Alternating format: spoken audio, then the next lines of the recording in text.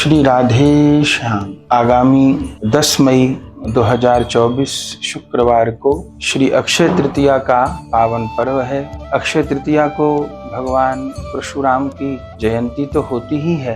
यह तिथि अक्षय फल देने वाली होती है। इस अक्षय तृतीया की पावन तिथि पर हम जो कुछ भी सत्कर्म करते हैं, दान करते हैं, पुण्य करते हैं, स्वर्ण दान करते हैं, वह सब कुछ अक्षय हो जाता है। और सबसे अधिक इस तिथि की महिमा ये है कि इस तिथि पर ठाकुर जी को चंदन श्रृंगार अर्पण होता है। कथा आप सबने अनेकों बार सुनी है। हमारे परमाचार्य श्रीमन माधवेंद्र पुरी पाद ने आज के दिन ही श्री गोवर्धन नाथ जी की आज्ञा से श्री क्षीरचोरा गोपीनाथ जी को चंदन अर्पण किया था। और क्षीरचोरा गोपीनाथ जी को रेमुना में चंदन अर्पण करने पर ब्रज में विराजमान गिरिराज जी के ठाकुर श्री गोवर्धन नाथ जी का ताप दूर हुआ था। और तब से लेकर के आज तक सब वैष्णवाचार्य, सब वैष्णवजन, सब मंदिरों में जहाँ जहाँ ब्रज पद्धति से भगवान की सेवा अर्चना होती है, ठाकुर जी को चंदन अर्पण किया जाता है। तो अक्षय तृतीया को सभी वैष्णवजन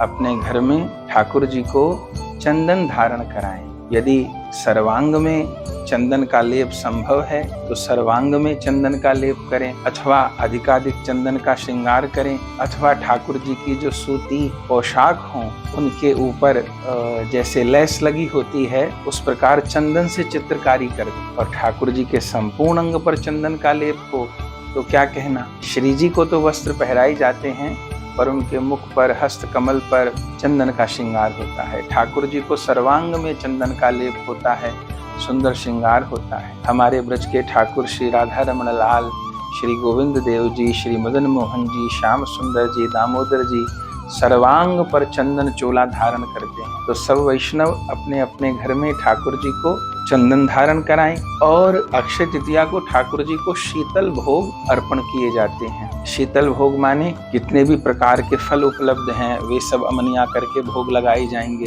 जितनी भी प्रकार की मेवा हैं उनको जल में भिगो करके, शीतल करके, पहले दिन जल में भिगो करके फिर अगले दिन भोग लगाएंगे। जो दालें हैं उनको भी रात में भिगो करके रख दें, अगले दिन अंकुरित भोग ठाकुर जी को लगता है। और सबसे मुख्य भोग है अक्षय तृतीया का सत्तू का भोग, सत्तू की पजीरी, सत्तू के लड्डू, सत्तू का शरबत, ये ठाकुर जी को विशेषतः भोग लगता है। और सब फलों के रस, ये भी ठाकुर जी को, जितने प्रकार के शरबत हो सकते हैं ये सब शीतल भोग ठाकुर जी को अर्पण होते हैं। ठाकुर जी फूल कुंज में विराजते हैं, फूलों से श्रृंगार हो सकता है। तो ये सब लाड़ अपने घर में विराजमान ठाकुर जी के अवश्य करें। और यहाँ गौर कृपा धाम में भी ठाकुर जी का दिव्य उत्सव 10 मई को अक्षय तृतीया को दिन में 3 बजे से 6 बजे तक हम लोग मनाएंगे।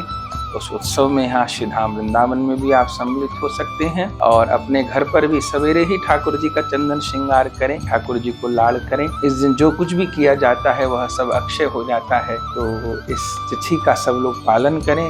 इस त्योहार को चलाने वाले, इस उत्सव को चलाने वाले हमारे श्री माधवेंद्र पुरी पाद हैं, उन्हीं की देन है ये उत्सव। तो सब लोग अक्षय तृतीया का उत्सव मनाएं।